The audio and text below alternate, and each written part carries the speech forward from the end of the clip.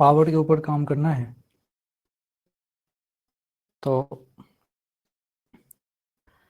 तरीके से इसको शुरू करेंगे। पावर को आपको सबसे पहले थोड़ा सा एफिशिएंसी के बारे में बता देता हूँ।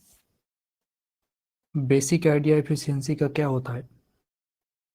जैसे कोई भी हमारे पास डिवाइस है, थोड़ा सा पहले इसका मैथ्स देखता हूँ हल्का सा। एफिशिएंसी जो टर्म है इसको ईटा से लिखते हैं। एफिशिएंसी ईटा से लिखा जाता है, ईटा। अच्छा, जब भी डिफाइन किया जाता है तो output power upon input power से डिफाइन किया जाता है। जैसे सपोज करिए कि कोई हमारे पास, हम मोटर खरीद के लेके आए, जिसको अपन पंप बोलते हैं। इस तरह का एक डिवाइस खरीद के लेके आए और ये अपने आप तो काम करेगा नहीं, इसको आपको देनी पड़ेगी सप्लाई। आपने यहाँ से इसको दी है सप्लाई, इस तरीके से आप यहाँ इसको इनपुट सप्लाई करते हैं। इनपुट सप्लाई करते हैं मतलब प्लग इन करते हो, कनेक्शन देते हो इलेक्ट्रिसिटी से, यहाँ पे इसको सप्लाई देते हो। अब जो तुम सप्लाई देते हो उसके अकॉर्डिंग तुम्हारे घर में बिल आता है। अब सपोज करो कि जो तुम मोटर खरीद के लेके आए वो तुम लेके आए 1000 वाट का। 1000 वाट का मतलब वो एनर्जी खा तो रहा है 1000 वाट का। वो उसके अंदर इनपुट, वो जो बिल जो तुम्हारे पास मंथली आ रहा है मोटर के चलने से, वो तो 1000 वाट के लिए आ रहा है। परंतु जो ये आउटपुट दे रहा है, आउटपुट क्या था, इससे हम पानी निकालना चाहते थे, अपने टैंक को भरना चाहते थे। तो ये जो आउटपुट देगा, ये कभी भी 1000 वाट का आउटपुट दे ही नहीं सकता। ये हमेशा आउटपुट 1000 वाट से कम का देगा, हमेशा आउटपुट 1000 वाट से कम का देगा। इसका काम क्या था कि भाई टैंक भरो। तो ये टैंक जो भरेगा, ये यहाँ पे जो आउटपुट देगा ये हमेशा 1000 वाट से कम देगा। मतलब जो आउटपुट पावर होता है, आउटपुट हमेशा इनपुट से कम, पहली बात तो ये। अच्छा, और भी बात, जितने भी हमने फॉर्मूले देखे हैं, जो फॉर्मूले तुमने जितने भी ड्राइव किए अभी तक, वो सारे के सारे फॉर्मूले आउटपुट पावर के ही थे, इनपुट का कोई फॉर्मूला नहीं होता, इनपुट का कोई फॉर्मूला नहीं होता। मैंने अब डिसाइड किया है कि मैं नोट्स पूरा नहीं लिखूंगा। नोट्स पूरा इसलिए नहीं लिखूंगा कि मैं बहुत लिखता हूँ और आपको सब कुछ लिखा हुआ ही मिल जाता है, तो अलर्टनेस जो है उससे कम हो जाती है। इसलिए मैं अब बोलूँगा और पूरा का पूरा नोट्स नहीं लिखूंगा। जैसे मैंने अभी बोला, पी इनपुट का कोई फॉर्मूला नहीं है, अब मैंने बोल दिया है, अब मुझे ये आपके नोट्स में लिखा हुआ मिलना चाहिए। पी इनपुट का कोई फॉर्मूला नहीं है। अच्छा, पी इनपुट जब भी निकलेगा इफिशियंसी के हेल्प से निकलेगा। पी इनपुट जब भी निकलेगा इफिशियंसी के हेल्प से निकलेगा। जैसे ये एक क्वेश्चन है, देखना है क्या कह रहा है। कह रहा है a motor can pump out 7200 kg of water per hour, 7200 kg of water per hour from 100 meter deep well। मेरा मोटर यहाँ है और जो वेल है वो वेल यहाँ है, इनके बीच को जो हाइट का गैप है वो कह रहा है 100 मीटर। ठीक है। कह रहा है कि pump can take out 7200 kg of water per hour from 100 metre deep well, calculate power of pump assuming efficiency is 50%। हमें इफिशियंसी के बारे में बात करनी है, इफिशियंसी 50% है। अब जरा सोच के देखो, यहाँ से जो मैं फॉर्मूला निकालूंगा, जो पी आउट निकालूंगा, उसमें मेरे पी आउट में जो वैल्यू आएगी वो तो मुझे उतना चाहिए, लेकिन जो मैं मोटर खरीद के ला रहा हूँ, मोटर दुकान वाले ने कहा कि इसकी इफिशियंसी 50% ही है, मतलब आप इसको 2000 दोगे तो वापस में आपको ये 1000 ही देगा, ये बात समझिए। और आपको अगर 2000 चाहिए और इफिशियंसी 50% है, तब तो 4000 वाट वाला लेके जाओ, ये बात समझने की है, बिल्कुल कॉमन सेंस है। पहली बात तो ये है कि मैं यहाँ से जब पी आउट निकालूंगा तो मेरे पास वैल्यू आएगी इसकी, हम जानते ही हैं, ये सिंपल हो जाता है mgh/t, इसमें कोई दिक्कत नहीं है। और वैल्यू रख देते हैं, ये कह रहा है 7200, जी को रख दो 10, एच को रख दो कितना है 100, डिवाइडेड बाय टाइम, कितना, इसने कहा है हमसे, एक सेंटेंस कहा है कि पर आर इतना पानी निकल रहा है इसमें से, पर आर, ये अच्छी बात हो गई। 7200 kg पर आर, तो 7200 kg नीचे पर आर मतलब 1 घंटा, 1 घंटा मतलब 3600 सेकेंड। ये क्वेश्चन नहीं कहा था, क्वेश्चन की हेल्प से लिख दिया, तो ये बात अपने को समझ में आनी चाहिए। जब इसको सॉल्व किया तो हमारे पास जो पी आउट की वैल्यू है 36 में 2 10 और ये आगे 2000, ये आया मेरे पास 2000 वाट।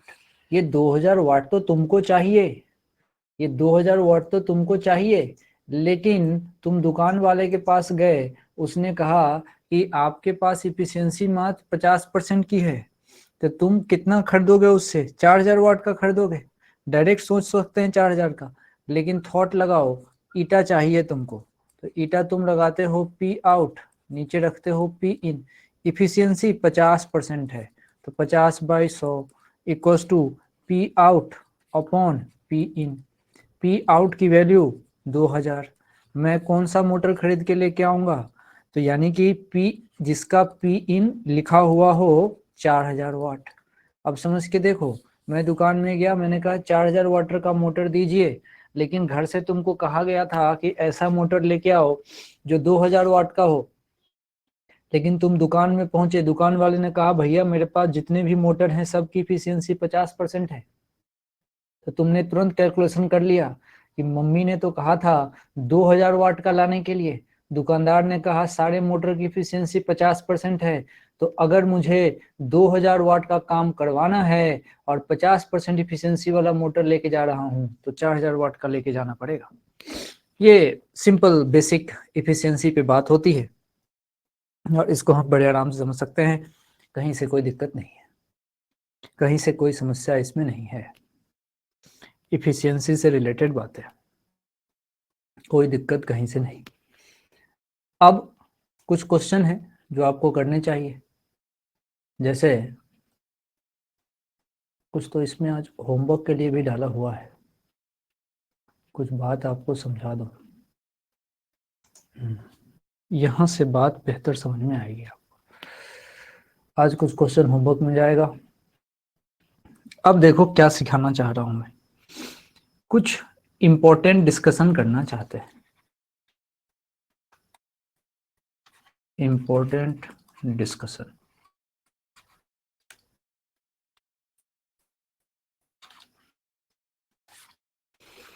इसमें क्या है, सबसे पहले जरा सोचो कि मेरे पास जो पावर इंस्टेंटेनियस की बात कही जाती है, जैसे मेरे से किसी ने कहा पी इंस्टेंटेनियस, तो तुम उसको कहते हो कि भाई अब सीधा एफ इंटू वी कर लो, ठीक है भाई। तो यहाँ से बात क्या क्या बन सकती है, जैसे उसको तुम कहोगे कि ठीक है पी की वैल्यू एफ के जगह आप एम ए पुट कर सकते हैं, एम ए इंटू वी लिखा जा सकता है, कोई प्रॉब्लम नहीं है, ठीक है। अब जरा बात को ऐसे समझते हैं कि P इक्वल्स टू एम से मुझे कोई समस्या नहीं, ए को अगर मैंने dB/dt पुट कर दिया और यहाँ पे ये V आ गया, थोड़ा सा टर्म को और मॉडिफाई करते हैं, v को एक तरफ करते हैं और t को एक तरफ करते हैं, तो जरा देखो कहानी कैसे बनती है। अब इधर बन जाएगा p by M D T और एक तरफ बचेगा तुम्हारा v डी वी। बात सही है।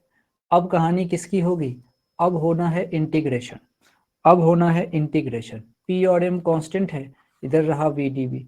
अब जरा सोचो, इधर से कहानी बनेगी p बाई एम और dt का इंटीग्रेशन t हो जाएगा और ये हो जाएगा तुम्हारा v स्क्वायर बाई टू। अच्छी बात समझ के देखो, यहाँ से क्या रिलेशन आ रहा है, यहाँ से रिलेशन आ रहा है जो मेरा v स्क्वायर है ये प्रोपोर्शनल आ रहा है t के। एक तो ये बात है। दूसरा, और अगर इसको बेहतर लिखें तो v स्क्वायर प्रोपोर्शनल आ रहा है रूट टी के, v स्क्वायर प्रोपोर्शनल आ रहा है रूट टी के। तो पहली तो ये बात अपने को याद होनी चाहिए। डायरेक्ट भी बोल सकते हैं, डायरेक्ट भी बोल सकते हैं कि यहाँ से ये जो v है ये प्रोपोर्शनल आ गया मेरा रूट टी के। लेकिन तुम सोचो ऐसी बात कब हो सकती है, ऐसी बात तब हो सकती है जब लिमिट जीरो से लेके और पार्टिकुलर कितने टाइम तक, देखो माना कि t बराबर 0 पे, ये तो लिमिट पे ध्यान देना, लिमिट काम का है कि समय अगर t बराबर 0 था तो बॉडी को तुमने रख दिया रेस्ट पे, किसी टाइम t पे वेलोसिटी हो गई v, तभी तो ये अगला स्टेप ये आएगा। इसका मतलब अगर मेरे पास कोई गाड़ी है, मेरे पास अगर कोई गाड़ी है और उस गाड़ी को मैंने अगर रेस्ट से स्टार्ट किया और कांस्टेंट पावर उसमें हम सप्लाई कर रहे हैं, रेस्ट से स्टार्ट किया, कांस्टेंट पावर अगर उसमें सप्लाई कर रहे हैं, तो उस कंडीशन में जो वेलोसिटी आनी है वो proportional to root over T होगा। यानी कि when constant power is delivered to a body starting from rest, ऐसे लिख सकते हो इसको कि when constant power is delivered to a body starting from rest,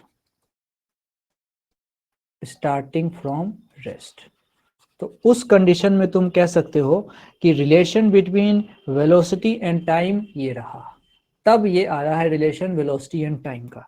अच्छा, बात इतनी ही तक नहीं रुकेगी, इसको हम चाहे तो और आगे भी बढ़ा सकते हैं। जैसे ये जो v का टर्म है, अब देखना इसी टर्म को आगे, क्योंकि मेरे पास रिलेशन आ गया v प्रोपोर्शनल t का पावर 1/2, मैं इसको x के टर्म में भी लेके जा सकता हूँ। तो सोचो कैसा बनेगा ये बनेगा dx बाई dt, और dx बाई dt प्रोपोर्शनल किसके हो जाएगा, t का पावर 1/2। सिर्फ प्रोपोर्शनलिटी चेक करना चाह रहे हैं। अब इंटीग्रेशन कर दो और t को उधर कर दो, तो देख भैया dx एक तरफ आ गया और t का पावर 1/2 dt इधर आ गया। अब बस इंटीग्रेशन करो, बाकी चीज को छोड़ो, सिर्फ इंटीग्रेशन करो। तो गौर से देखो, जैसे ये dx है तो dx का इंटीग्रेशन तो x हो जाएगा और बाकी चीजें कांस्टेंट और प्रोपोर्शनल, t का पावर 1/2 है। इंटीग्रेशन में प्रोपोर्शनलिटी चेक कर रहा हूं तो डायरेक्ट t का पावर 3/2 आ जाएगा। सोचो इंटीग्रेशन में पावर 1 होता है। अब ऊपर जितना होगा उतना ही नीचे भी होगा, अपने को सिर्फ प्रोपोर्शनलिटी देखनी है, सिर्फ प्रोपोर्शनलिटी देखनी है। तो x प्रोपोर्शनल t का पावर 3/2, x प्रोपोर्शनल t का पावर 3/2, ये बात समझ में आनी चाहिए बेहतर तरीके से। इसी पे बेस्ड अब दो चीज तुम्हारे कॉपी में होनी चाहिए। एक, पहली बात कि कांस्टेंट पावर हो और बॉडी रेस्ट से स्टार्ट हो, कांस्टेंट पावर हो, बॉडी रेस्ट से स्टार्ट हो, उस कंडीशन में तुम कहोगे कि v proportional root over t या फिर x proportional t raise to the power 3/2। इसी पे एक सवाल है, इसको अटेम्प्ट कीजिए। ये कह रहा है body of mass am starting from rest. तुरंत बात आ गई कि यहाँ पे बॉडी रेस्ट से शुरू हो रही है, body is starting from rest, from origin, moves along x axis. अच्छा, कांस्टेंट पावर, तुरंत बोल दिया इसने। Calculate relation between velocity and distance, यहाँ मामला अलग है, रटने से बात नहीं बन सकती। यहाँ वेलोसिटी एंड डिस्टेंस की बात है, वेलोसिटी एंड डिस्टेंस की। तो ये समझना है कि वेलोसिटी एंड डिस्टेंस के बीच रिलेशन कैसे आएगा, ये वाली बात, ये समझ में आनी चाहिए। अच्छा, वेलोसिटी और डिस्टेंस मतलब मुझे तो बेसिक से शुरू करना पड़ेगा, और बेसिक जैसी वेलोसिटी की चर्चा हो, पावर क्या कहता है, पावर कहता है P equals to F V, P equals to F नहीं ma इंटू वी, इतनी बात में तो कोई दिक्कत ही नहीं है।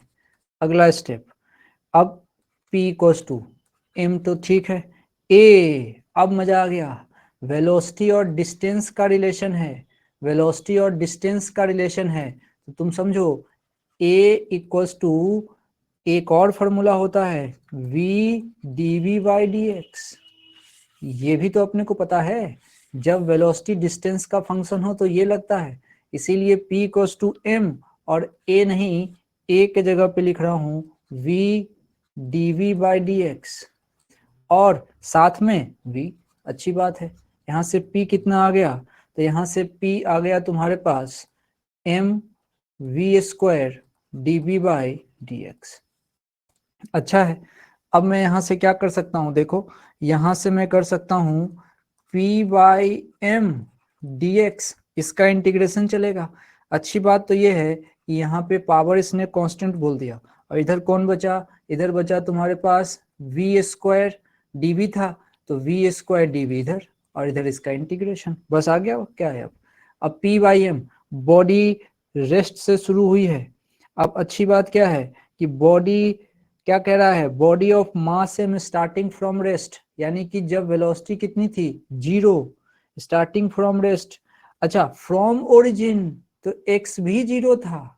अच्छा, बाद में माना वेलोसिटी v हो गई तो ये x हो गया होगा, तो बस अब तो आ गया p by M into X equals to सीधा सीधा v स्क्वायर बाई 3।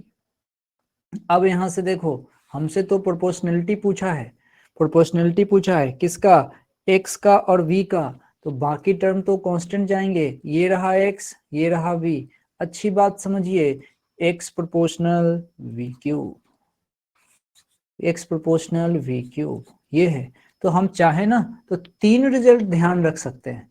3 रिजल्ट कौन कौन सा, अरे एक वेलोसिटी का आया था, एक वेलोसिटी का आया था पहला रिजल्ट, लेकिन कंडीशन मत भूलना, कंडीशन ये लिखा है मैंने, फोटो के साथ फॉर्मूला कॉपी में लिखना, फोटो के साथ फॉर्मूला कॉपी में लिखना, फोटो के साथ फॉर्मूला कॉपी में लिखना। एक तो पहली कंडीशन, पहली बात, और ये तो रही दूसरी बात, x और t के बीच रिलेशन, और एक मेरे पास आ गया x और v के बीच रिलेशन, तो तीसरी बात ये भी आ गई निकल के। तो 3 चीजें निकल के आती है और डायरेक्ट पूछ दिया जाता है, तो याद रखने में फायदा है, ध्यान रखने में फायदा है। एक बार समझ लिया तो फिर ध्यान रखा जा सकता है, कहीं से कोई दिक्कत वाली बात नहीं है, कहीं से कोई इसमें प्रॉब्लम नहीं है। अच्छा, अब कुछ पंप से रिलेटेड सिचुएशन बनता है हमारे पास, कुछ पंप से रिलेटेड, बीच बीच में आज होमवर्क डाले हुए हैं तो आज होमवर्क भी करना है। अब क्या करता हूँ, कुछ सिचुएशन सिखाता हूँ, कुछ सिचुएशन सिखाता हूँ, अब उसके बाद सवाल कराऊंगा। देखो अभी अभी वाला जो सेक्शन है, अभी जिस पे सवाल पूछने वाला हूं, इसका नाम है rate of kinetic energy imparted, सब पढ़ा हुआ है अब हमने, imparted to water, rate of kinetic energy imparted to water. एक बार रिकैप करा दूं, फिर सवाल कराऊंगा। जैसे काइनेटिक एनर्जी अपन पहचानते हैं, क्या होता है, हाफ mv स्क्वायर, कोई समस्या नहीं। अच्छा, रेट ऑफ काइनेटिक एनर्जी कोई पूछे तो कुछ नहीं, डीके बाई dt, तो ये क्या बन जाएगा, ये 1/2। अब ध्यान से ये m के जगह पे अपने को रेट लिखना है, तो दोनों तरफ t लेके आना पड़ेगा। इधर हमने m के जगह पे dm/dt करा, क्यों, क्योंकि k के जगह पे dk/dt करा था, ये क्या बन गया, v स्क्वायर। अब तुरंत, अब देखना, ये dk/dt में कोई दिक्कत नहीं है, 1/2 में कोई दिक्कत नहीं है, और ये dm/dt ये कहलाता है मास फ्लो रेट, जो होता है ए रो वी, ये कहाँ से आया, ये न्यूटन्स लॉ से आया। मास फ्लो रेट न्यूटन्स लॉ से आता है, न्यूटन्स लॉ से। एनएलएम जब पढ़ते हो उसमें एक टर्म होता है जिसका नाम होता है मास फ्लो रेट। जो लोग पढ़ लिए ठीक है, जो नहीं पढ़े उनको पढ़ाऊंगा। मास फ्लो रेट, जब डेंसिटी रो होती है, डेंसिटी। अच्छा, मास फ्लो रेट का मतलब होता है अगर कहीं तुमने कोई पाइप दे दिया और पाइप से, जिसका एरिया ऑफ क्रॉस सेक्शन ए है, और इस पाइप से अगर पानी बह रहा है तो पर सेकंड कितना पानी बह गया, पर सेकंड कितना पानी बह गया, वही कहलाता है ऊपर में मास नीचे में टाइम, dm/dt। और जब इसको सॉल्व किया जाता है तो वो आता है एरिया किसका, पाइप का, रो उसकी डेंसिटी और v उसकी वेलोसिटी। ये वॉल्यूम नहीं है, ये वेलोसिटी है। इसको बोलते हैं मास flow rate, Newton's law of motion में पढ़ाया जाता है। अच्छा, अभी इसको डायरेक्ट ध्यान रखेंगे, जिन्होंने पढ़ लिया है ठीक है, जो नहीं पढ़े हैं वो पढ़ेंगे। तो ये आ गया तुम्हारे पास v²। अब एक अच्छी चीज देखो, यहाँ से rate of kinetic energy imparted का देखो बढ़िया रिलेशन आ गया, dk/dt का क्या आ गया, half A rho V cube, half A rho V cube. इसको याद करने की आवश्यकता नहीं है, बस ये ध्यान रखना है कि कौन सा टर्म क्या है, यहाँ कौन सा टर्म क्या है। इसमें बड़ी सिंपल सी बात है और अच्छी बात है। A area of cross section of pipe है, बात पता होनी चाहिए। जैसे तुम कोई मोटर लेके आते हो, ये तुम्हारा पंप है, इस पंप में यहाँ से उसका पाइप निकला रहता है, तुम देखना जो पंप होता है उसका पाइप निकला रहता है। एक बार मैंने फोटो दिखाया था, पहली क्लास में हम एक पंप लेके आए थे जिसमें से पानी बह रहा था। Pump pump pump pump pump pump pump pump pump pump किधर गया भैया, मोटर मोटर मोटर, ये देखो ये देखो, ये पाइप है ना जिससे पानी बह रहा है। अब वो उस इसके एरिया ऑफ क्रॉस सेक्शन को ए कहा है, पानी बह रहा है। कभी कभी नाला भी साफ करते हैं इस तरीके से, तो भाई उसकी डेंसिटी तो अलग होगी, उसमें तो सारा मिक्स रहता है, गंदगी से लेके पट्टी तक, तो उसकी डेंसिटी तो अलग होगी। अभी तो साफ पानी जा रहा है, तो आप सोचो ए तो होगा area of cross section, rho density होगा जो इसमें से निकल के बह रहा है, पानी है तो पानी, पॉटी है तो पॉटी, डेंसिटी। अब v वेलोसिटी ऑफ फ्लो है, यही तीनों से मिलके पर सेकंड कितना पानी निकलता है उसी को बोलते हैं A rho V, mass flow rate. A rho V वही कहलाता है मास फ्लो रेट। यही मैं तुमको कह रहा हूँ, जिसको समझने की जरूरत है। अच्छा ठीक है भाई, ये बात समझ में आ गई। तो ये जो पाइप है, ये देखो एक पाइप, इसका एरिया ऑफ क्रॉस सेक्शन ए है, जो यहाँ से पानी निकला उसकी वेलोसिटी v है, और अंदर में जो मटेरियल है उसका डेंसिटी जो है वो रो है। ये क्या है, ये है मोटर। अच्छा, तो बात एकदम से क्लियर हो तभी अच्छा रहेगा, पूरा टर्म लिख लेना। A area of cross section, v velocity और रो डेंसिटी। डेंसिटी किसका, डेंसिटी ऑफ फ्लूइड जो इसके अंदर बह रहा है, डेंसिटी ऑफ फ्लूइड। dm/dt अपने को समझ में आना चाहिए कि क्या होता है, मास फ्लो रेट। जब डेंसिटी गिवन हो तो dm/dt को हमने लिख दिया था a रो v। यूनिट का ध्यान रखना, वो थोड़ी कहेगा अपने से dm/dt, वो हमसे कहेगा, ऊपर में दे देगा मास, नीचे कहेगा टाइम। तो मास बाय टाइम कोई पूछे क्या होता है, तो वो होता है a rho v। v velocity है, लेकिन क्वेश्चन कभी कभी ठग देता है। जैसे ये सवाल देखो, इसको करने की कोशिश करो, यूनिट पे ध्यान देना। इसमें इसने मास फ्लो रेट नहीं, मास पर यूनिट लेंथ दे रखा है, इसने ठग दिया। इसने क्वेश्चन में मास अपॉन लेंथ दिया है, यानी कि dm/dx गिवन है, जिसका नाम हमने दिया है ऊपर में मास नीचे में लेंथ। आज ये गिवन है, dm/dt नहीं गिवन है। लेकिन देखो अच्छी बात बताऊं, यहाँ पे इसने कहा है कि भाई वाटर पाइप से निकल रहा है 100 kg पर मीटर, यूनिट देख के पहचान गए कि मास अपॉन लेंथ डिस्टेंस दिया हुआ है 100 kg पर मीटर और वेलोसिटी गिवन है 2 मीटर पर सेकेंड। अच्छा, engine pumps water through a hose pipe, water passes through the pipe and leaves with velocity 2 metre per second. Engine के लिए पूछा है कि पावर ऑफ इंजन क्या होगा। पावर ऑफ इंजन क्या होगा, वेलोसिटी की चर्चा हो, मैं तो हमेशा बेसिक प्रेफर करता हूँ।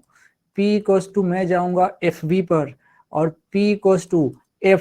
अब देखना अच्छी बात है, अभी हमने डिराइव किया है F बराबर क्या लिख सकते हैं, क्योंकि यहाँ पे मास फ्लो रेट की कहानी चली है, तो देखो F के जगह पे मैं लिख सकता हूँ V dm/dt। जैसी मास फ्लो रेट वाला क्वेश्चन दिखे, पानी से निकलने वाली वेलोसिटी गिवन हो, फोर्स लिखने का तरीका, इसमें हमको कोई आश्चर्य नहीं होना चाहिए। F बराबर V dm/dt लिखा जा सकता है, रॉकेट प्रोपोर्शन में भी हमने पढ़ा है, इंटू V। अब यहाँ से P का फॉर्मूला क्या आया, वो आया V² और साथ में dm/dt। अब dm/dt अपने को पता ही नहीं है, dm/dt पता ही नहीं है, यहाँ परेशानी हो जाएगी, क्योंकि dm/dt पता होता तब तो सिंपल हम यहाँ से बोल देते a रो v और हमारा काम चल जाता। तो हम क्या करेंगे, क्वेश्चन में गिवन क्या है, क्वेश्चन में गिवन है dm/dx, तो मुझे इस dm/dt को रिप्लेस करना आना चाहिए, या फिर ऐसा बोल दो कन्वर्ट करने आना चाहिए dm/dx में। क्या उपाय है, तो इस dm/dt को मैं ऊपर नीचा मल्टीप्लाई कर देता हूं, किससे, देखना dm/dt ही है, ऊपर नीचा मैंने dx से मल्टीप्लाई कर दिया, dx से मल्टीप्लाई कर दिया। क्या फायदा हो गया कि इसमें से एक तो dx/dt वेलोसिटी बन जाएगा और एक बच जाएगा तुम्हारे पास dm/dx जो कि गिवन है, तो फायदा यहाँ हो गया। अब यहाँ से मैं सिंपल dm/dt को लिख सकता हूँ, पहले तो dx/dt को v लिख दूं और एक लिख दूं dm/dx, ये लिखना, रिप्लेसमेंट आना चाहिए। अब सोचो हमारे पास P अभी हम निकाल के ले आए थे कि P हमारा आया था V² और dm/dt। अब ये कैसे कन्वर्ट होगा, अब हमारे पास इस dm/dt के जगह पे रिलेशन आएगा v और साथ में dm/dx।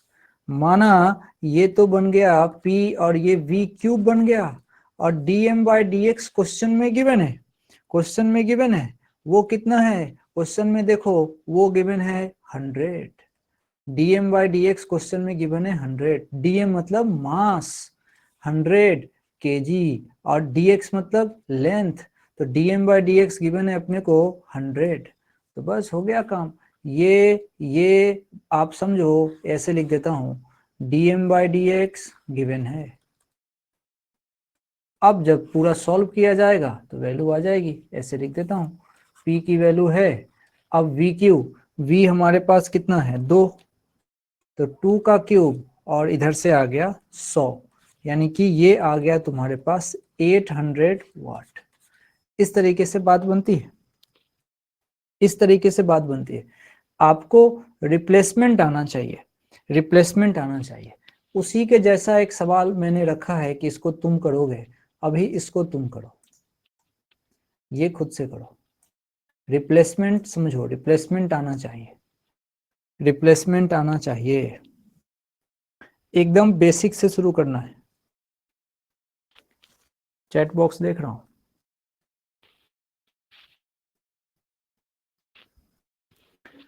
क्यूब कैसे, सर v³ आएगा ना, कहाँ v³ आएगा,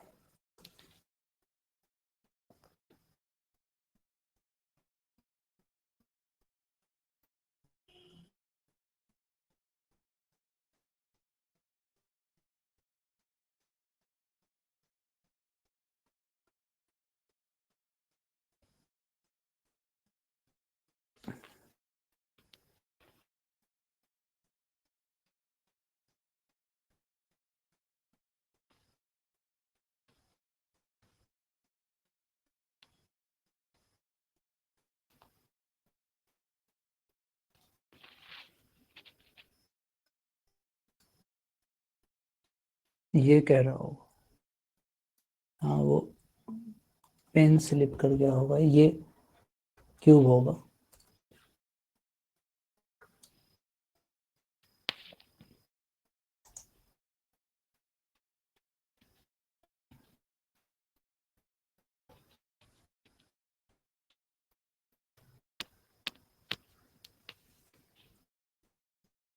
आंसर आने लगे, आंसर आया है 2,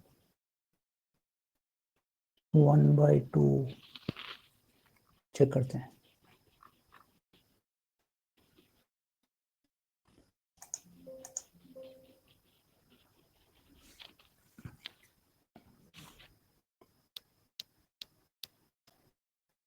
An engine pumps water continuously through a hose.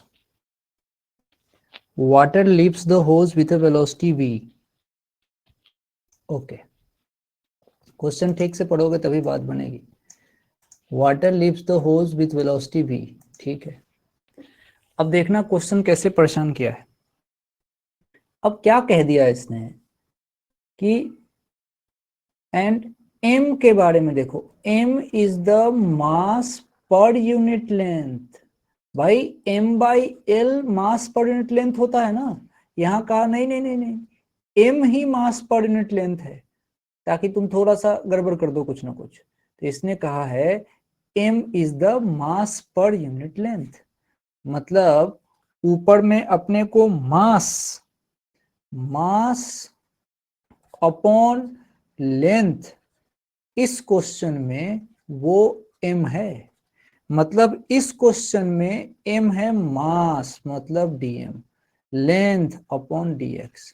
तो जहां dm अपॉन dx आता है वहां पे m रख देना है, m रख देना है, m रख देना है। हाँ अभी सही है, तुम लोग का सबका सही है।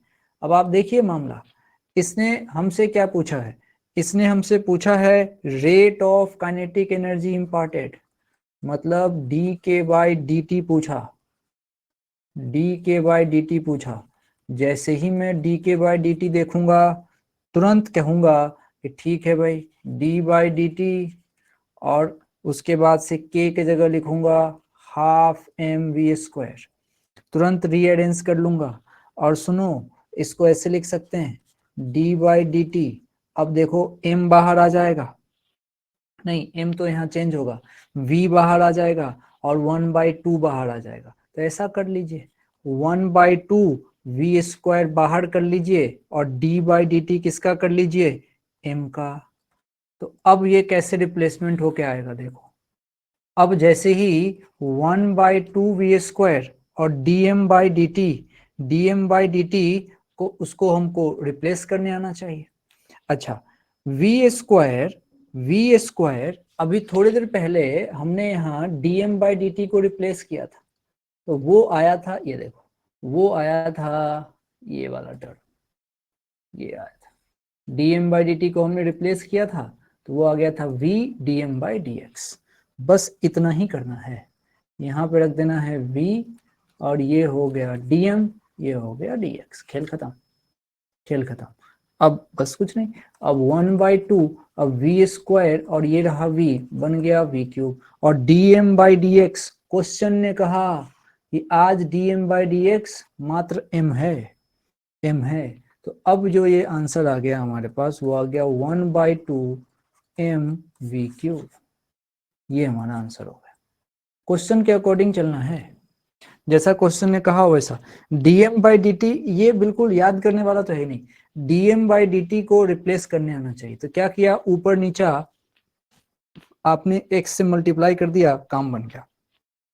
इसी तरीके से बात इसमें बनती है। तो ये सवाल ऐसे बनते हैं, तो कहीं से कोई दिक्कत वाली बात नहीं है। अब थोड़ा सा फास्ट ट्रैक मोड पे क्वेश्चन करेंगे, क्योंकि जो बताना था पढ़ाना था हल्का फुल्का वो सब हो चुका है। अब फास्ट ट्रैक मोड पे सवाल करोगे तरातर। क्वेश्चन में देता हूं, शुरू करना।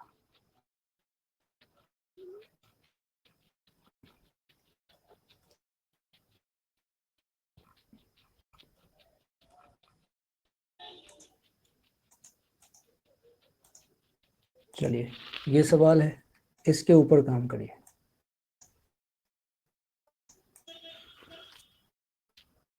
फटाफट। Block of mass m is pulled upward along a rough inclined plane, angle theta, coefficient of friction mu, with a constant velocity v by a rope, then power delivered by tension in rope, power delivered by tension in rope, ये पूछा है।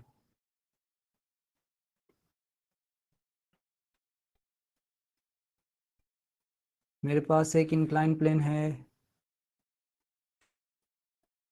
ये है incline plane. अब कह रहा है कि a block of mass m, इसने एक m मास का ब्लॉक इस पे रख दिया, ब्लॉक ऑफ मास m ये इस पे रख दिया। अब कह रहा है इस पुल्ड अपवर्ड, इसको ऊपर खींचा जा रहा है। मानो ऊपर खींचोगे तो इसमें टेंशन लगेगा T। इंक्लाइन प्लेन का एंगल कह रहा है थीटा है।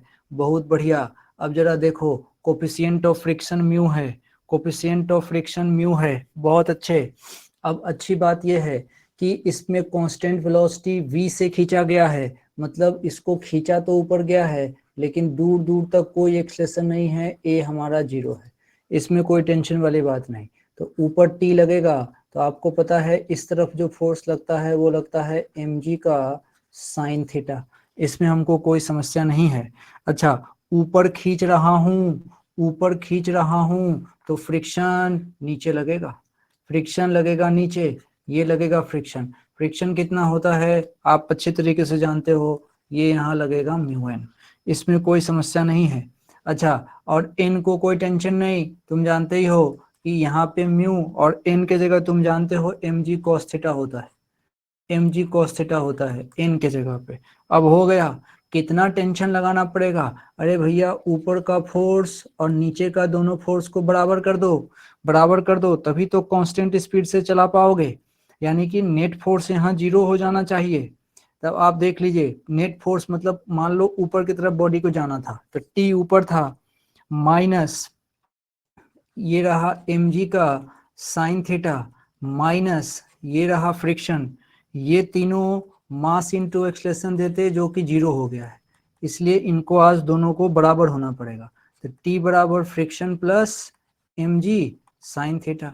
अगर कोई पूछे t की वैल्यू तो f के जगह पे आप रख दो mg cos थीटा और प्लस यहाँ से आ गया mg साइन थीटा। ये तो टेंशन है। इसने पूछा है पावर, वेलोसिटी की चर्चा है, तो पावर बराबर होता है फोर्स इंटू वेलोसिटी। आज फोर्स का काम टेंशन कर रहा है तो टेंशन इंटू वेलोसिटी। बस वैल्यू पुट करिए, वैल्यू पुट करिए, आपका आंसर आ जाएगा।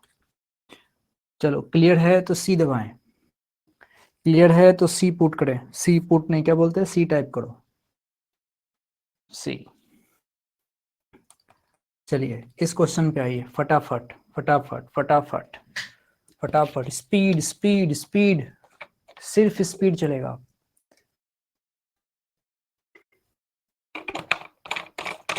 सिर्फ स्पीड। फटाफट क्वेश्चन पढ़ना, रेडी हो जाओ। ये कह रहा है a particle of mass 7 kg initially at rest, ओहो, initially at rest, delivered power P equals to T square. अच्छा, P equals to T square, okay okay. इसका मतलब पावर तो कांस्टेंट है ही नहीं, तो क्या लिखना है, P इक्वल्स टू हमने लिख दिया टी स्क्वायर, बढ़िया। अब P मैं जानता हूं इंस्टेंटेनियस की बात होती है तो P होता है FV, तो FV क्या है, टी स्क्वायर। अब देखना, P टाइम का फंक्शन है, P टाइम का फंक्शन है तो F बराबर ma इंटू वी लिखा और बराबर क्या कर दिया टी स्क्वायर, फिर रुका। फिर यहाँ पे देखा और क्या कर सकते हैं, वेलोसिटी तक कैसे पहुंचे, तो m को m लिख दिया। a को वेलोसिटी के टर्म में बहुत तरीका है लिखने का, तो मैंने सोचा कि टाइम वाला फंक्शन चलाना है तो dv बाई dt और साथ में v।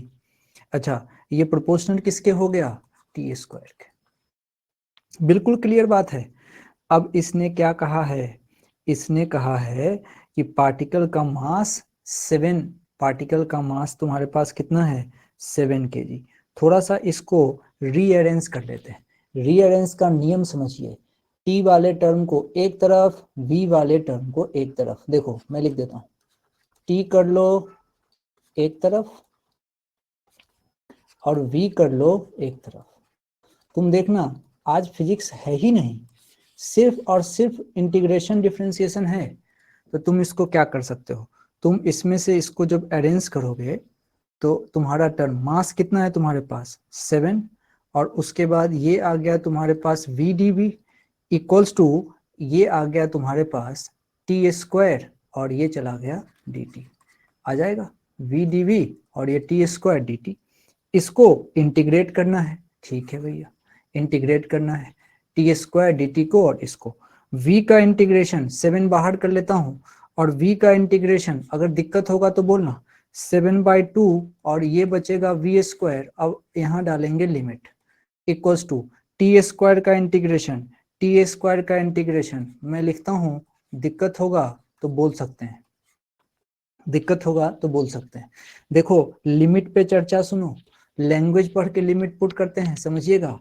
इसने कहा है इनिशियली एट रेस्ट, यानी कि जब टाइम की वैल्यू 0 थी तो v भी हमारा 0 था। फिर कह रहा है delivered constant power find velocity after 3 second. इसका मतलब टाइम जब 3 सेकेंड हो गया तो वेलोसिटी कुछ v हो गई होगी, यही इसने पूछा है कि वो v की वैल्यू क्या है। तो बस हो गया। अब तो बाहर में है 7/2 और अपर लिमिट वो हो गया v square minus 0 equals to 1/3 और ये अपर लिमिट 3 क्यूब माइनस 0। अब यहां से इसको आप सॉल्व कर लीजिए तो क्या बन रहा है 7/2 वी स्क्वायर इक्वल्स टू 3 × 3 27 9। तो यहां से आएगा v की वैल्यू आ जाएगी √18/7, ये वैल्यू आती है। 1/3 होगा ना सर, कहाँ 1/3 होगा भैया? हाँ 3 तो लिखा है, 3 तो लिखा है पीछे वाला, पीछे वाला। अरे कितना पीछे वाला?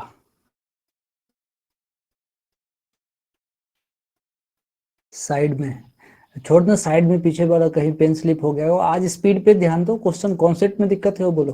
कैलकुलेशन फाइनल आंसर सही ना, कहीं 2 का 3 लिखा गया होगा, कहाँ है ऐसा? चलो बाद में ढूंढेंगे, बात समझ में आ गई? जस्ट ऊपर, ये कहाँ ऊपर 7 है, वी स्क्वायर बाई 2 है, उसको तो बाहर कर ही दिया, टी स्क्वायर है। तो ये कह रहे हो क्या ये? हाँ यही कह रहा होगा, यही कह रहा होगा, यही कह रहा होगा। कहाँ गया? हाँ हाँ चलो ना भाई, ये भैया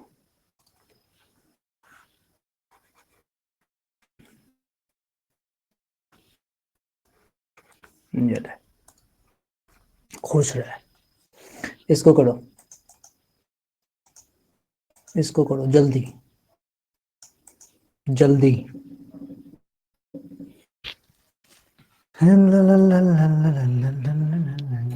फास्ट।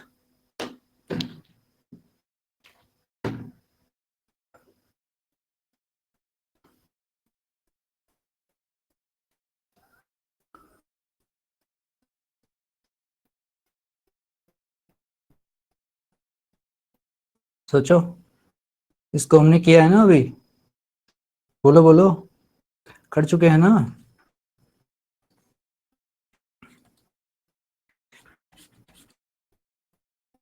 अरे अभी कर लिया है ना? हाँ अभी जस्ट किया था इसको। अब दिखाता हूँ अगला सवाल, बताना, बताओ इसको किया है नहीं किया, इसको किया है नहीं किया है? कर लिया है ना?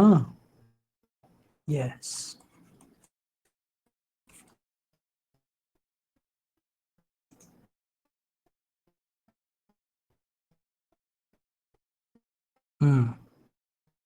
ये ये किया है क्या, ये किया है क्या, डॉन,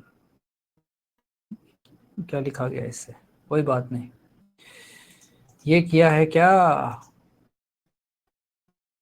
ये भी कर लिया है, कौन बोला है भाई, ये कर लिया, कर नहीं सकते, अभी कहाँ किया है ये, पी आर नंदिनी, कब किया कॉपी देखो तो, नहीं किया है ना,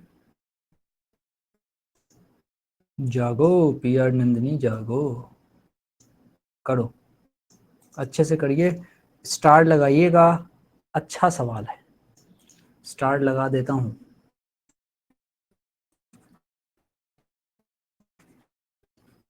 अच्छा सवाल है,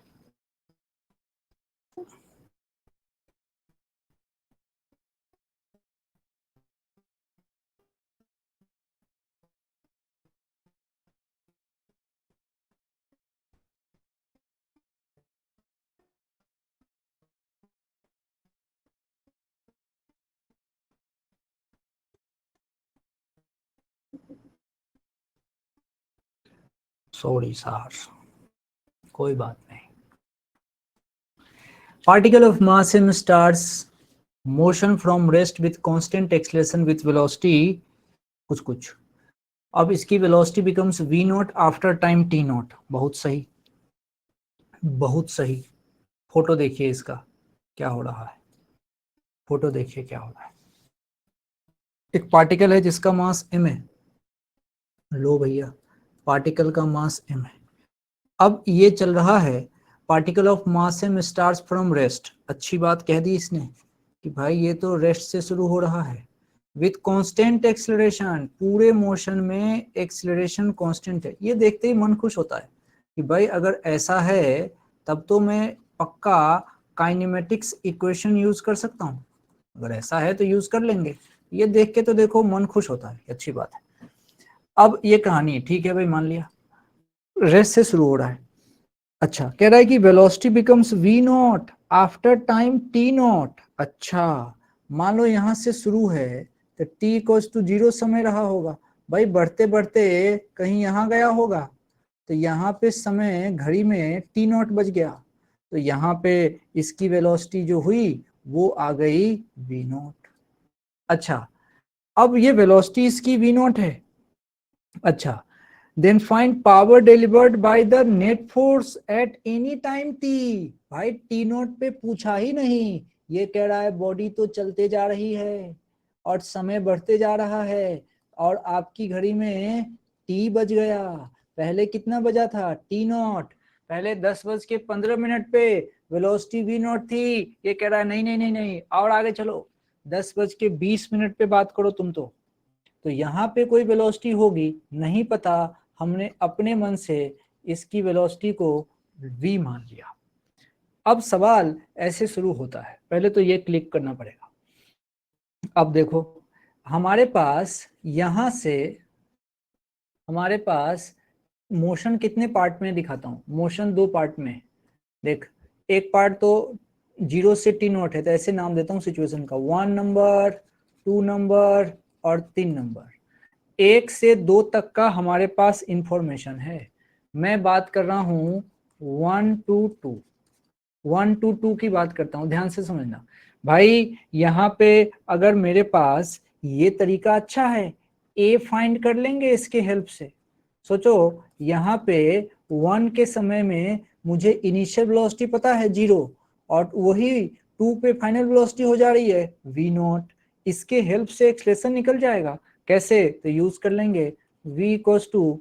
u प्लस ए टी, अच्छी बात है, v फाइनल हमने माना है v नॉट, ये 0 प्लस a अपने को चाहिए, a अपने को चाहिए और t इसने कहा है कि वो समय t नॉट लगा, तो जरा सोचो यहां से एक्सेलरेशन जो कि कांस्टेंट है, कांस्टेंट होने का मतलब आगे वाले मोशन में भी यही एक्सेलरेशन यूज होगा, जो आ गया तुम्हारे पास v not upon T not, ये सिर्फ 1 to 2 पार्ट का नहीं है, ये पूरे मोशन में यूज होगा, पूरे मोशन में यूज होगा, पूरे मोशन में 1 से लेके 3 तक में पूरे मोशन में ये यूज होगा,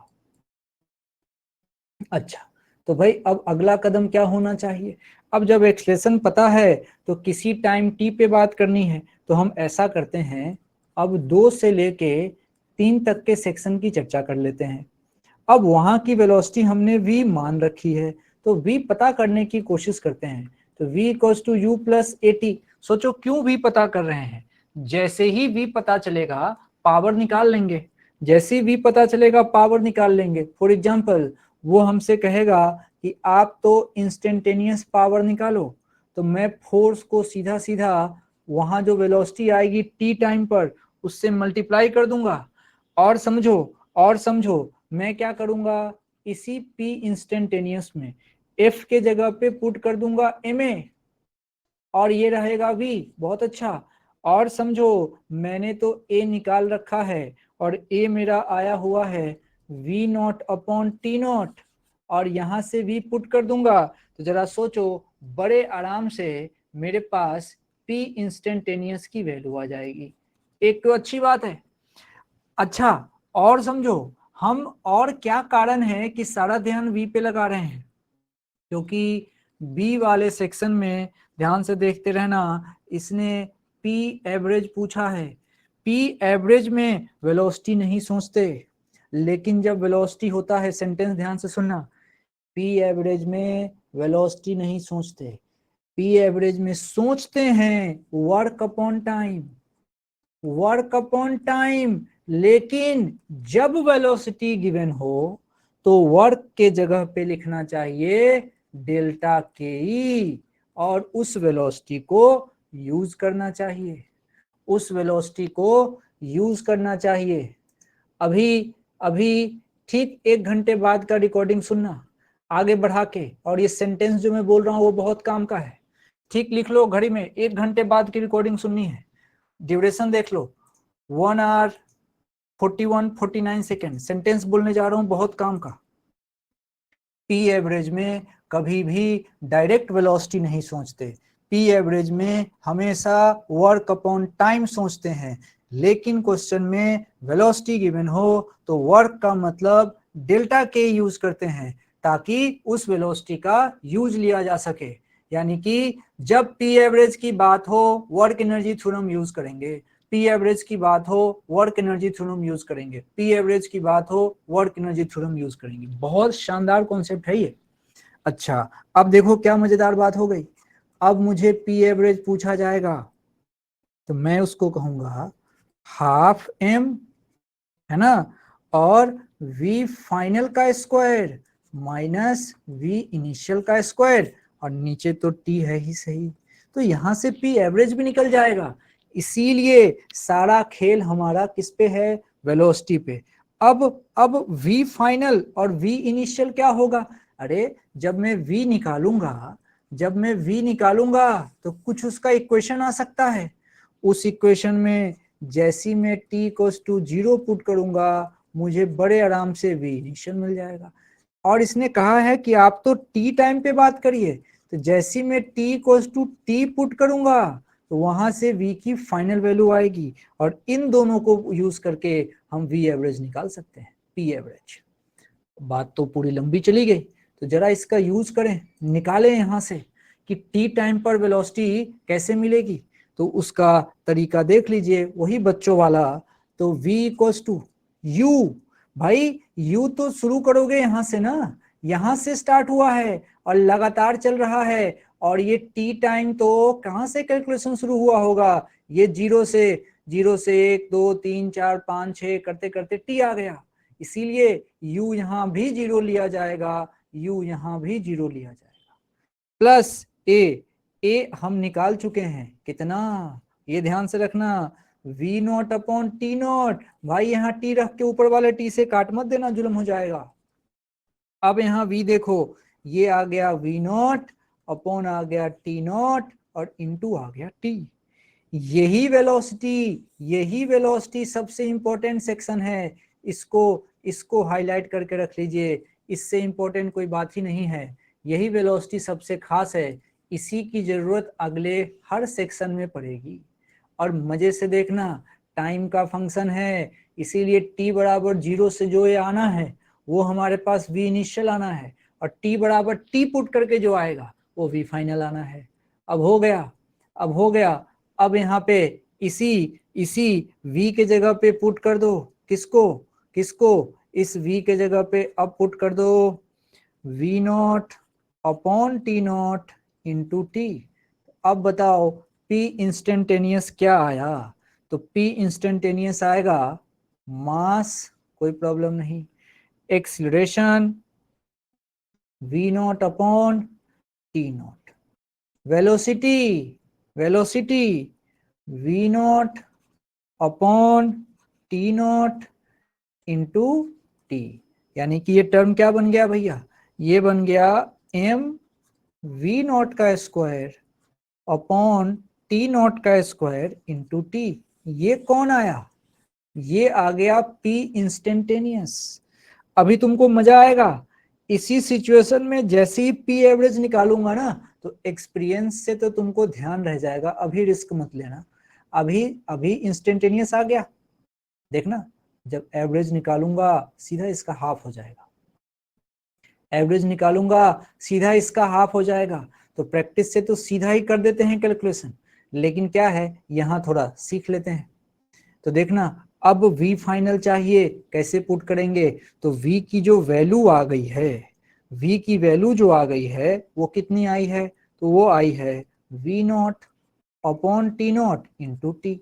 भाई t बराबर 0 पुट किया तो v इनिशियल तो 0 हो गया, t बराबर t पुट किया यही रह गया v not upon T not into T. बस उसको यहाँ पुट करने से p एवरेज आ जाएगा। और देखना तुम कैलकुलेट करना घर पे, और देखना आधा आएगा, किसका आधा, जो तुम उधर लेके आए थे m v नॉट का स्क्वायर अपॉन टी नॉट का स्क्वायर इंटू टी, इसका आधा आएगा पी एवरेज। बस यहाँ वैल्यू पुट करनी है, वैल्यू पुट करनी है, कर लीजिए इसको। अच्छा सवाल, सीखने वाला सवाल।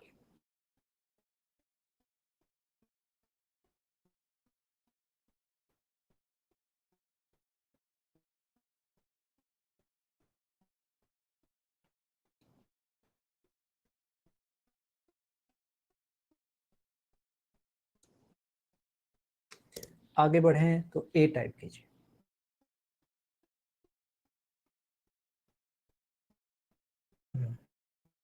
चलिए अब आपको एक चीज सिखाता हूँ।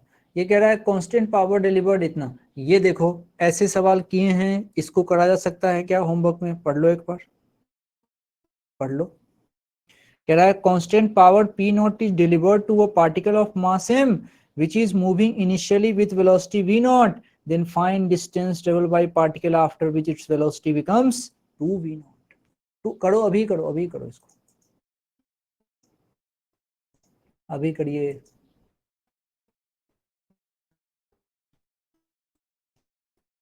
जैसे ही इंस्टेंटेनियस पावर कोई कहे या फिर किसी ने वेलोसिटी की चर्चा कर दी, तो तुरंत मन में बिना कोई इफ बट के p बराबर एफ वी आ जाना चाहिए, और तुरंत ही आगे जो रिलेशन है, इसने कहा कि ये जो पावर है आपका ये है p नॉट का और वो कांस्टेंट है। और इसने क्या क्या चर्चा करी है समझना, इसने वेलोसिटी की चर्चा करी है और उसके बाद से डिस्टेंस की चर्चा करी है। तो F बराबर जो कोई कहता है कि मास इंटू एक्सिलरेशन, तो मास ठीक है, एक्सिलरेशन को लिखने का स्टाइल ये होना चाहिए v dv by D x. भाई यहाँ dv बाई dt से काम थोड़ी ना चलेगा, यहाँ वेलोसिटी x का फंक्शन है और बाद में इसकी वेलोसिटी कितनी है, बाद में इसकी वेलोसिटी है v, बाद में इसकी वेलोसिटी है v। बात समझने की जरूरत है, बात समझने की जरूरत है। इसने कहा इस तरीके से कहानी चल रही है। हाँ, इसने कहा है कि आपके पास जो इनिशियल वेलोसिटी है वो है v नॉट। तो भाई जरा मैं इसको अगर समराइज करूं तरीके से, तो मेरे पास क्या रिलेशन आ रहा है, p नॉट इक्वल टू आ रहा है m, और ये दोनों v को मैं लिख सकता हूं v स्क्वायर, और यहां से आ रहा है dv अपॉन dx। थोड़ा सा रीअरेंज कर लेते हैं। जैसे ही रीअरेंज करेंगे ना तो हमारे पास डाटा क्या आ रहा है, थोड़ा सा इसको समझते हैं।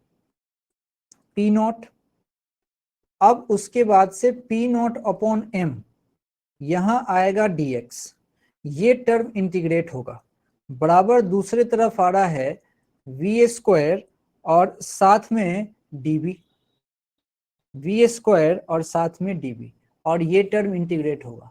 लड़ाई लिमिट की है। क्वेश्चन कह रहा था कि शुरुआत के बाद समझना, क्वेश्चन में कह रहा है कि initially with velocity v not, then find distance traveled by the particle after which velocity becomes 2v naught। शुरुआत के दिनों में वेलोसिटी v नॉट है और बाद में वेलोसिटी हो रही है 2v नॉट। तो भाई अब कह रहा है constant power p naught is delivered to a particle of mass m which is moving initially with velocity v naught. भाई अगर इनिशियल सिचुएशन दिया है मतलब शुरुआत में इसके पास कोई x नहीं होगा और बाद में इसके पास कुछ x आया होगा। हमसे पूछा है कि आप बताओ, फिर से सवाल बार बार पढ़ रहा हूं मैं, कि constant power p naught is delivered to a particle of mass m which is moving initially with velocity v naught, which is moving initially with velocity v naught, then find distance traveled by particle after which velocity becomes 2v naught। ये limit रखने का style यहां से समझ में आना चाहिए। और अब तो इसमें कुछ बचा ही नहीं, अब तो आप आराम से पी नॉट अपॉन एम और इसका इंटीग्रेशन कर दोगे तो बात आपकी समझ में आ जाएगी बड़े आराम से। तो अब इसमें कोई टेंशन नहीं है, अब इसमें कोई टेंशन नहीं है। फिर भी एक बार सॉल्व कर देता हूं। आप यहाँ से पी नॉट अपॉन एम और ये रहा इसका x, और जो जाएगा 0 से लेके x तक। अब यहाँ पे इंटीग्रेशन होगा किसका, v ऊपर में क्यूब जाएगा यानी कि, और नीचे भी आएगा तो 1/3 बाहर कर लेता हूँ, 1/3 बाहर कर लेता हूँ, और अंदर में तुम्हारे पास बचा v क्यूब, और लिमिट आप जानते हैं v नॉट से 2v नॉट तक जाएगा। फटाफट कैलकुलेट कर लीजिए, फटाफट कैलकुलेट कर लीजिए और बताइए x कितना आया, x कितना आया।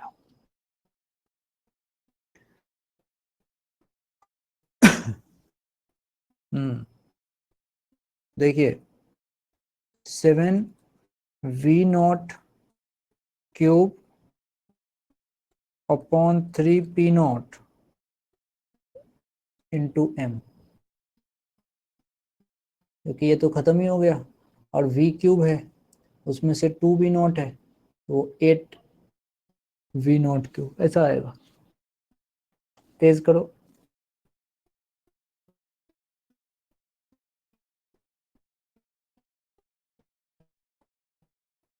आ गया तो a टाइप करें।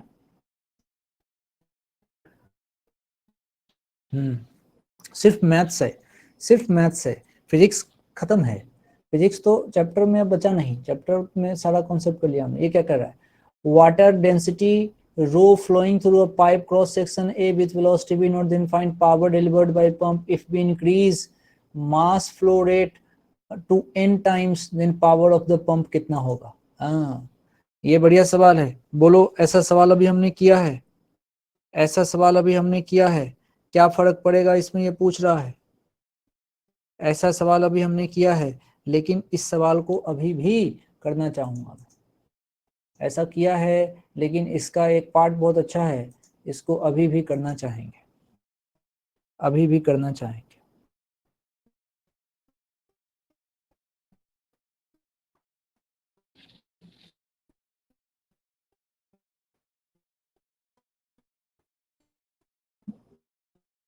पहला वाला सेक्शन तो पावर डिलीवर्ड जो होगा वो तो तुम निकाल सकते हो, उसमें कोई दिक्कत वाली बात नहीं है, पावर डिलीवर्ड में तो कोई समस्या नहीं है। अब इसमें अगला सेक्शन की बात करने का है। अगला सेक्शन देखो, इसमें थोड़ा सा मैं आपको बताऊं, इसमें पहले वाला सेक्शन तो आसान है। पहले वाले का आप करेंगे पावर डिलीवर्ड, जिसका नाम इसने पी नॉट दिया है, तो तुम क्या करोगे, एफ इंटू वी नॉट डालोगे। अब पी नॉट तुमको चाहिए, एफ के जगह पे यहां तुमको ध्यान होगा V naught D M by D T. सोचो जैसी पाइप से फ्लो रेट वाली बात आ जाती है, ये पाइप है और पाइप से पानी फ्लो करा रहे हैं, मास फ्लो रेट वाला सवाल आ गया है। और जैसी मास फ्लो रेट वाला क्वेश्चन हो तो वहां पे dm बाई डी टी का कॉन्सेप्ट यूज किया जाता है, जो होता है a रो v। तुरंत dm बाई डी टी यहां से आ गया और उसके बाद से ये आ गया तुम्हारा v नॉट और ये आ गया तुम्हारा v नॉट। अब उसके बाद बस ध्यान से रखना इसको। अब क्या कहानी बच रही है, p नॉट की वैल्यू तुमको चाहिए। अब देखना एक तो तुम्हारे पास v नॉट कितनी बार, अब देखो value dm by D T के जगह पे a रो भी लिख रहा हूँ, ये v नॉट कलर चेंज कर देता हूँ, dm बाई डी टी के जगह पे a रो, और इसने कहा है भाई रो v नहीं लिख, v नॉट लिख, और इनटू में जो v नॉट है वो तो है ही सही। बस ये तीनों एक साथ देखा, बस आंसर लिख दिया। कितना, ये आ गया रो। अब एक बचा है ए और वी नॉट का क्यूब। बात पूरी समझ में आनी चाहिए, अगर पावर का फॉर्मूला एफ इंटू वी हमको ध्यान में है ही सही। अच्छा, और एफ लिखने आना चाहिए, V D M by D T, और D M by D T को रिप्लेस करने आना चाहिए ए रो बी। 3 स्टेप में बात बनेगी, 3 स्टेप में। मास फ्लो रेट का कॉन्सेप्ट कब लग रहा है, जब पाइप से पानी बहने की बात हो, जब पाइप दे रखा हो तब मास फ्लो रेट सोचेंगे। लिख लो, पावर के क्वेश्चन में जब पाइप दे रखा हो तब मास फ्लो रेट सोचेंगे। पावर के क्वेश्चन में जब पाइप दे रखा हो तब मास फ्लो रेट सोचेंगे। और सबसे इंपॉर्टेंट बात इसका दूसरा वाला सेक्शन देख, थोड़ा इस पे डिस्कस करता हूं, कई चीजें निकल के आएंगी। क्वेश्चन में तो जो है वो तो है ही सही। अब जरा सोचो क्या कह रहा है, इसने हमसे एक बात तो अपने को पता है कि भाई अगर dm बाई डी टी की बात होगी, तो होगा a रो v। अब भाई a की बात देख, a तो तुम जो पाइप लेके आए हो उस पाइप का एरिया ऑफ क्रॉस सेक्शन होता है। तो पाइप जब तुम एक बार खरीद लिए तो उसका ए तो फिक्स होगा ना भैया उस पाइप का, और उसके अंदर पानी बह रहा है, ये डेंसिटी तुम्हारे हाथ में थोड़ी है, पानी की डेंसिटी तो भगवान के हाथ में है। ये दोनों टर्म कांस्टेंट है, तो सारा खेला किसका है, v का। और क्वेश्चन कह रहा है कि to increase mass flow rate, ये जो मास फ्लो रेट है इसको अगर आप बढ़ाना चाहते हो, तो मास फ्लो रेट का तो नाम होता है dm बाई डी टी। तो क्वेश्चन कह रहा है कि अगर तुम dm बाई डी टी को बढ़ाना चाहते हो, कितना बढ़ाना चाहते हो, तो कह रहा है n टाइम्स। जरा सोचो dm बाई डी टी क्या करना चाहते हो इसके साथ, इसको तुम चाहते हो n टाइम्स बढ़ाना। दिमाग कहता है कि जब इसको n टाइम्स बढ़ाना है तो एक ही उपाय है, इस v को n टाइम्स बढ़ा दूं, इसको n टाइम्स बढ़ा दो, दूसरा तो उपाय ही नहीं है, क्योंकि a और रो तो मेरे हाथ में नहीं है। अच्छा तो ठीक है भाई, मैं dm बाई डी टी को n टाइम्स बढ़ा देता हूँ, अच्छा इसका मतलब इसके लिए मुझे वेलोसिटी को n टाइम्स बढ़ाना पड़ेगा। अब सवाल है कि वेलोसिटी पे कौन कौन लोग डिपेंड कर रहे थे, तो पहली चर्चा पावर की करते हैं, वेलोसिटी पे पावर डिपेंड होता है, तो पहली चर्चा पावर की कर ली। अच्छा पावर अभी हमारे पास निकल के आया था P naught rho A V naught का क्यूब। अच्छा है, अब v को तुमने n टाइम्स बढ़ा दिया, v को n टाइम्स बढ़ाया, जैसे ही तुमने v को n टाइम्स बढ़ाया और ये चीज v के क्यूब पे डिपेंड कर रहा है, तो वो तो जो तुम्हारा पंप है, पावर ऑफ पंप जो है कैसा वाला, न्यू पावर जो तुम लेके आए हो, न्यू वाला, वो पुराने वाले पावर का जो पावर ऑफ पंप जो ओल्ड था उसका n क्यूब टाइम्स हो जाएगा। भैया समझना है, क्योंकि कहानी बिल्कुल साफ है कि यहाँ P नॉट तो यहाँ V नॉट का क्यूब, और V को मैंने n टाइम्स बढ़ा दिया, n टाइम्स बढ़ा दिया तो वो n क्यूब टाइम्स बढ़ जाएगा। इसमें क्या है, और नहीं समझ में आ रहा है तो P naught proportional to V naught का पावर क्यूब कर लो, P नॉट अपॉन 1/2 कर लेना, तब भी वही आएगा, तब भी वही आएगा। अच्छा, अब एक और चीज इसमें एक्स्ट्रा बात करी जा सकती है, एक्स्ट्रा बात करी जा सकती है। दूसरा, अब इसने पूछा तो नहीं है, लेकिन दूसरा फोर्स पे भी चर्चा कर सकते हो, फोर्स भी चर्चा कर सकते हो। सोचो कैसे, देख फोर्स तुम जानते हो, F पाइप वाले सवाल में F बराबर ma नहीं होता। किसकी बात है, पाइप, पाइप वाले में F बराबर ma नहीं होता है फोर्स, पाइप वाले में फोर्स क्या होता है, F बराबर V dm/dt। सोचो, तो ये क्या बन जाएगा, ये बन जाएगा V और dm/dt है रो AV, ये V और ये V मिलते ही रो A V स्क्वायर। ओ, यानी कि जो फोर्स है, जो फोर्स है उसके लिए, जो फोर्स है, ये देखो फोर्स और वेलोसिटी का कैसा स्क्वायर पे रिलेशन है इसका, यानी कि अगर मैंने dm/dt को n टाइम्स बढ़ाया, dm/dt को n टाइम्स बढ़ाया, तो समझो तब उस कंडीशन में जो फोर्स है वो n स्क्वायर टाइम्स बढ़ जाएगा, n स्क्वायर टाइम्स बढ़ जाएगा। तो भाई मैं क्या इसमें समझा, क्या समझ सकते हैं इसमें से, क्या कंक्लूजन है, कंक्लूजन अभी बताता हूं, उसको ध्यान से समझना। एक बात जो ध्यान रखने की है, क्या क्या रख सकते हैं कि क्या है कि हम कर क्या रहे हैं, dm/dt को n टाइम्स बढ़ा रहे हैं। ठीक है भाई, n टाइम्स बढ़ाया तो क्या क्या इसमें से निकल के आया, तो इसमें से जो पावर आया था वो पावर तो n क्यूब टाइम्स बढ़ गया, और जो फोर्स आया था वो फोर्स n स्क्वायर टाइम्स बढ़ गया। ये चीज अपने को समझ में आनी चाहिए, ये इसका कंक्लूजन है, ये इसका कंक्लूजन है। बढ़िया सवाल है, अच्छे से समझा जा सकता है, कहीं से कोई दिक्कत नहीं है। देखिए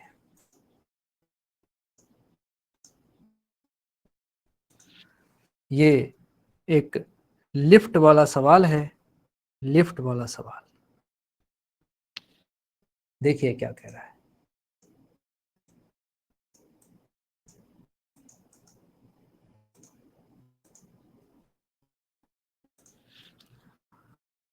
अंतिम है सवाल, लास्ट है, टेंशन नहीं है। कह रहा है an electric lift with a maximum load 2000 kg, lift के साथ पैसेंजर का मिला के, is moving up with a constant speed 1.5 metre per second. भाई जब स्पीड कांस्टेंट है तो जितना फोर्स ऊपर उतना ही फोर्स नीचे लगेगा। Frictional force opposing the motion is 3000 Newton. ओहो, मतलब मोशन अगर ऊपर है लिफ्ट का तो फ्रिक्शन फोर्स नीचे लगेगा। Minimum power delivered by the motor to the lift. अब मोटर कहां से आ गया, लिफ्ट जो चलता है तो उसके अंदर मोटर लगे होते हैं, ऐसे थोड़ी उड़ जाता है सीधा। भाई अंदर मोटर है, मोटर का पावर है तब वो चलेगा। तुम लिफ्ट में जाते होगे, लिखा रहता है मैक्सिमम 5%। 5% मतलब एक ही आदमी 500 किलो का नहीं जा सकता, इसलिए वो लिख देते हैं मैक्सिमम 5%, और एक आदमी का वजन 80 से गुना करके लिख देते हैं कि 400 kg, कि इससे ज्यादा नहीं जा सकता। मतलब उसके पास जो मोटर है उसकी जो पावर है वो उतना ही लोड खींचने के कंफर्टेबल में है। चलिए अच्छा, अब यानी कि इस बात को अपने को डायग्राम से समझने में फायदा रहेगा। अब समझिए क्या है, एक मेरे पास लिफ्ट है, अच्छा ये है लिफ्ट, इस लिफ्ट को ऊपर खींचा जा रहा है। सोचो ऐसे हम क्वेश्चन करते थे तो रस्सी लगाते थे, टेंशन होता था। आज टेंशन का नाम एफ फोर्स लगा रहे हैं, ये फोर्स किसका है भाई, मोटर लगा हुआ है, उसने लगाया होगा वो फोर्स, सोच के देखो। अच्छा, तो कह रहा है कि ये ऊपर जा रहा था, तो ऊपर तुम कह रहे हो कि हम तो ऊपर मान लो एक्सलेशन से लेके जाते, ये कह रहा नहीं जीरो एक्सलेशन, स्पीड से लेके जा रहा हूं, तो v कांस्टेंट है ऊपर, कितना है, तो कह रहा है कि 1.5 मीटर पर सेकेंड से आप लेके जाओ ऊपर, कांस्टेंट स्पीड से, एक्सलेशन नहीं है। हाँ, लेकिन जो लोड वगैरह की बात कर रहे हो, मैक्सिमम लोड आदमी जो खड़ा होगा लिफ्ट के वजन के साथ, चूंकि रस्सी लटकाना है, तो 2000 केजी का आदमी, तो नीचे ज्यादा से ज्यादा 2000 जी लग सकता है। फ्रिक्शन जो अपोज कर रहा है वो अपोजिंग है, यानी कि अपोजिट डायरेक्शन में फोर्स लगाएगा, तो 3000 न्यूटन तो उसने अपोज करने के लिए लगा दिया। तो अब जरा सोचो, इस डायग्राम से अगर हमने फोर्स पता कर लिया, तो फोर्स इंटू वेलोसिटी से पावर पता हो जाएगा, कितनी बढ़िया बात हो गई। तो अब फोर्स निकाल लो मोटर का कितना होगा। कॉमन सेंस कहता है एक्सलेशन नहीं चाहिए, तो जितना फोर्स ऊपर होना चाहिए उतना ही फोर्स नीचे भी होना चाहिए। जिसने सही डायग्राम बनाया उसकी बात बन जाएगी। तो भैया फोर्स मोटर का कितना चाहिए, नीचे वाले दोनों फोर्स को जोड़ दो, 3000 प्लस 2000 जी, 2000 जी को लिख सकते हैं 20,000, ठीक से लिखना। तो कितना हो गया ये 23 के लिख देता हूं मैं, 23,000, 23,000, बढ़िया 23,000। अब ये कह रहा है पावर बता दो, पावर बता दो। भाई पावर तो मैं जानता हूं, force into velocity, force into velocity. अब फोर्स है 23,000, वेलोसिटी कह रहा है कितना 1.5, चलो भाई 3/2 लिख देते हैं, काट लो, ये 2 से 11 11.5, और ये तुम्हारे पास 22, और ये 34,500, 34,500, इतना वाट का पावर मोटर को लगाना पड़ेगा। अरे बाप, सोचो सोचो, लिफ्ट में जो मोटर लगाएंगे, जिसने जिसने कितना वजन उठाना है, कितना 2000 केजी तक अगर वजन उठाना, बहुत भारी लिफ्ट है भाई, 2000 केजी तक अगर वजन उठाना है तो ये, अब देखो कितनी अच्छी बात बता रहा हूं। अब आप इसके हेल्प से कि अब आप निकाल सकते हैं कि आप जहां जिस मोटर को यूज कर रहे हैं उसका पावर कितना है। आसान तरीका, बढ़िया तरीका, आसानी से किया जा सकता है। समझ में आ गया तो इस टाइप करिए,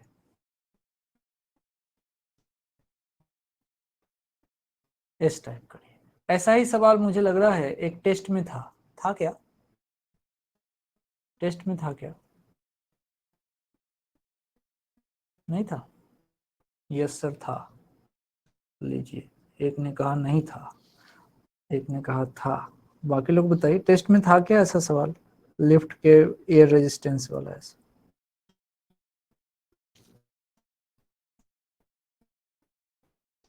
किसी को तो याद ही नहीं है। चलिए, लिफ्ट वाला था एक, ठीक है, नहीं था, ठीक, अभी आ गया, आ जाएगा। बहुत सारे टेस्ट होंगे, सवाल की तो कोई लिमिट नहीं है, आएगा। बात समझिए, आज वाले लेक्चर्स तैयार कर लीजिएगा, कुछ इसमें होमवर्क के लिए छोड़ा जा रहा है। जैसे ये देखो, ये होमवर्क है, इसमें देख, अभी तक वेलोसिटी लेके आ रहे थे, इसमें एक्सेलरेशन है, और एक्सेलरेशन के साथ पावर पूछा हुआ है, एक्सेलरेशन के साथ पावर पूछा हुआ है। अब कैसे निकालें? मान लो लिफ्ट में ही एक्सेलरेशन हो जाता, लिफ्ट में ही एक्सेलरेशन हो जाता, क्या करते भाई? एक्सेलरेशन अगर है तो एक्सेलरेशन से वेलोसिटी निकालने का जुगाड़ है ना हमारे पास, a बराबर dv/dt। तो जब भी एक्सेलरेशन हो तो एक्सेलरेशन डायरेक्ट कैसे सॉल्व करोगे? पावर में तुमको एक्सेलरेशन थोड़ी बताया गया, तो आप तुरंत एक्सेलरेशन को तुरंत ही dv/dt से कन्वर्ट करिए, मजा आ जाएगा। ये सवाल आपको होमवर्क में करना है, होमवर्क में करना है। पावर आज मेरे तरफ से समाप्त हो गया, पावर में हमने खूब सारा काम किया है। अब जो मैकेनिक्स के अंदर जो नेक्स्ट सेक्शन होगा वो होगा सर्कुलर मोशन। ठीक है, बढ़िया है, आराम कीजिए,